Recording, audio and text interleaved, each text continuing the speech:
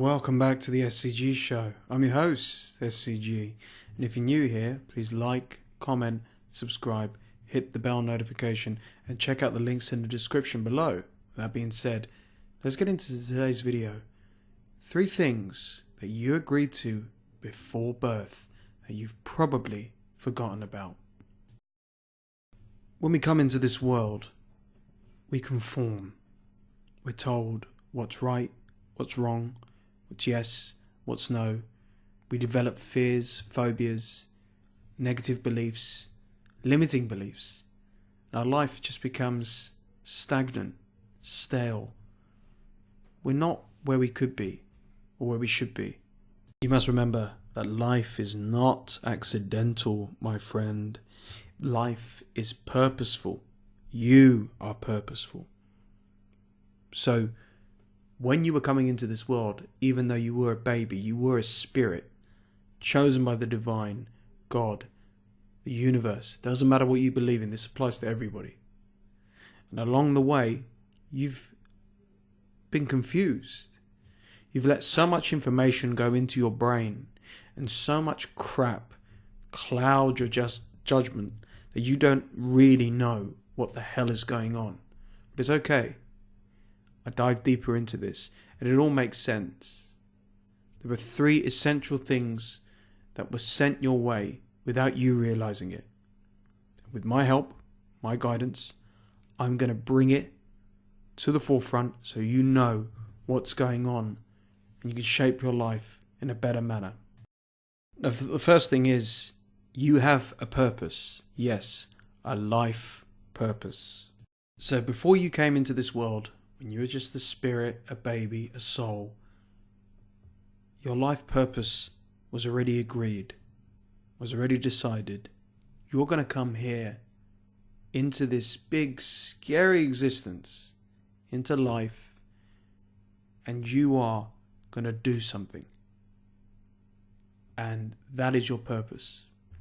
A lot of people are very miserable, very downhearted, very negative, very confused, very foolish. And that is because they are disagreeing with their purpose.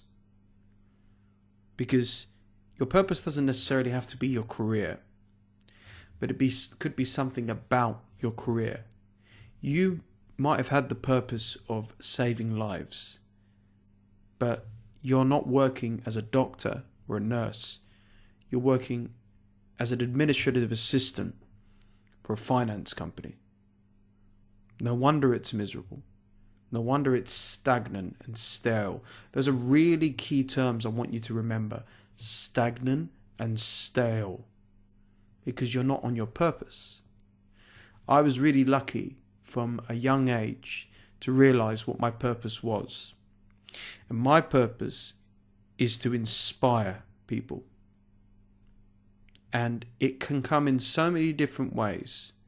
scgshow.com and this YouTube channel is a very good example of that. And had I not had certain circumstances go in my life in the last 12 months for the worse, I would not be for the better and inspired doing what I'm doing now. And when things flow easier, and when things and ideas come to you naturally, and you think to yourself, oh, okay, this makes sense. It's because you're in tune with your purpose. And that's what it is. And I can inspire others in so many different ways. I've had many narcissistic relationships, toxic relationships.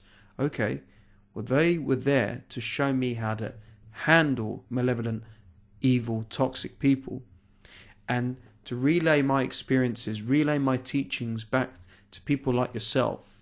And it's the same with law of attraction. All of this stuff is to show you that a regular, normal, average dude like me can accomplish and achieve astounding things. Think what you can achieve, my friend.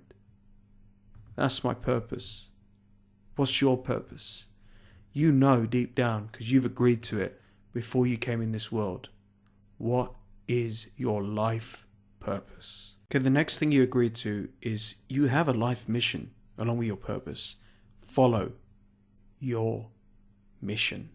There is no point being a carpenter when your mission is to be a singer.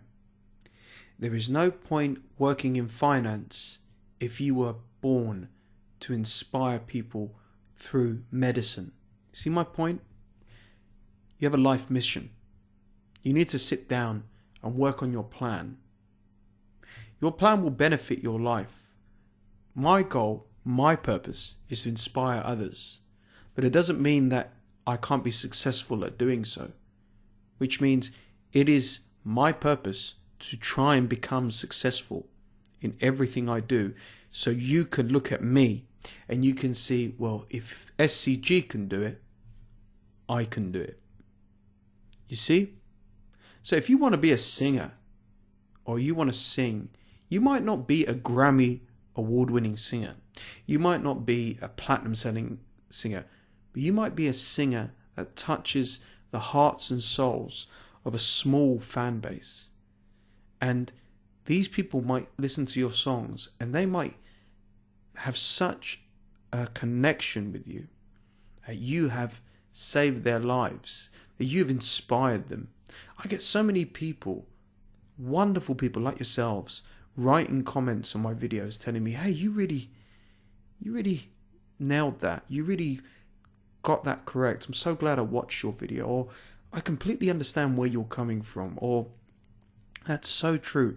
I completely agree. Do you see what I mean? So, well, what shall I do with that? Keep creating more videos. Okay. I created a calendar. I stick to that calendar. I write blog posts. I promote that blog through my channels, through social media, everything. I get the messages out there. It's the same with you. You have a mission which coincides perfectly with your purpose. But if your mission doesn't coincide perfectly with your purpose, you're going to get dysfunction. You're going to get problems. You're going to get issues. There's a reason why we are told to trust our gut. If we are walking into something and we know it's not right for us, walk away. But if you are desperate and you've got yourself into a situation, well, I can't actually do this. I need to clear my debts. I need to do this. Do it. It's only temporary. It's not your purpose. It's just along the mission. It's along the line. I remember wanting to always be financially independent and attract money and be financially free. But I was a gambling addict. You can't do that being a gambling addict. What happened to me? Misery, addiction, suffering. I've cured myself of that. I've been completely clean and money flows naturally now. So watch the flow when you're in tune with your mission. Watch the flow when you are actually on your purpose and stick to your mission. And lastly, this is so important. You need to hear me out very carefully here. You have sacred soul ties and sacred agreements with people already mapped out before you. Now, what does this mean? Before you came into this world, you had agreed who your mother will be, who your father will be, your sister, your brother, your friends, your boss, your work colleagues, your lovers, your wife, your husband, your ex-husband, ex-wife, your children. This has all been mapped out and agreed for you. Now, this could be hard for certain people because they could say, but my partner was narcissistic, my family were narcissistic. Okay, here's the bottom line. These people, these souls, these relational contracts that you have, either positively or negatively, are here to help you or to educate you. One of the most amazing teachers of the law of attraction that I've ever come across in my entire life was Dr. Wayne Dyer. And Wayne Dyer said that your soulmate should be the person that pushes your buttons. And what he means by that is your soulmate isn't the person that you get along with everything, you share the same likes, you love the same food, you get along so well. That's not a soulmate. A soulmate is somebody who pushes your buttons, who shows you that you're wrong. They question your reality, and as a result, You learn things about yourself that you were never capable of. Developing boundaries, how thick-skinned you are, how knowledgeable you are of toxic people and narcissists in this world. Do you see his point? I can understand that you've had some horrible family members, friends, and awful people in your life, but you've definitely had some good. And if you haven't had some good, well, guess what? The good is coming. You wave out all of those people. You walk away from the friends that don't want the best for you, and the family members, and the toxic relationships, and all of that, and you go to the people that do. Before I was in a narcissistic relationship, I had no relational experience at all. I had no idea what it was like to have a serious partner, nothing like that. But I had a serious relationship. It didn't work out, and I had a few other serious ones. But what I learned in toxic relationships and toxic friendships is to appreciate those more in the future that came my way. So the next relationships that came and the next friends that came that I saw, and I realized, okay, they don't have the similar traits of narcissists. They're not bad people. They want what's best for me. There's a nice flow of energy. You saw. And don't forget, by doing that, you're on the path of your purpose. You're on the path of your mission. Okay? I've seen so many people destroy their lives by being with the wrong type of people and attracting the wrong people in their lives. But I've also seen people utterly transform their lives by being affiliated with the right people that are supposed to come their way. But don't forget, there's no such thing as a wrong person coming your way. If you say to yourself, but all I've had is negative people, whatever. No. They're supposed to be there. They're supposed to be there to educate you and to show you who you really are and what you're capable of. That's all part of the plan and already been agreed. So now you know the three things that you agreed to with God, the divine, law of attraction, universe, whatever. And that's your life purpose, your life mission, and the sacred ties and soul connections that are coming or have come your way already. I really appreciate it if you would comment below. And this is SCG, signing off.